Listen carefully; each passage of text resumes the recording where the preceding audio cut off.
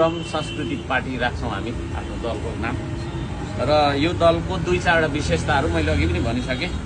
हामी आफ्नो दलको झण्डा बनाउँदैनौं। किन बनाउँदैनौं भने दुईटा कारण छ। एउटा कारण चाहिँ करोडौं रुपैयाँको कपडा च्यातेर झण्डा बनाइदो रहेछ। बरु त्यो भन्दा गरिब दुखीलाई हामीले चाहिँ नि हैन एक आङ लुगा सिलाइदिनु पर्छ भन्ने हाम्रो रहन्छ। अर्को कुरा चाहिँ पार्टीको झण्डा भइसकेपछि चाहिँ राष्ट्रिय झण्डा ओझेलमा पर्दो रहेछ। त्यही पार्टीकै झण्डा बोकेर हिँड्नु मन लाग्दो रहेछ अनि राष्ट्रिय झण्डा प्रतिको हाम्रो मोह सम्मान नहुने भएको कारणले गर्दाखेरि हैन तपाईको चाहिँ हाम्रो झण्डा हुँदैन। झण्डा हुँदैन।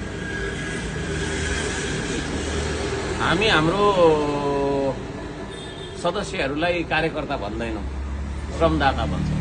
कोही कसैको कार्यकर्ता भन्दैन, हामी सबै श्रमदाता हो। त्यो चीज हो।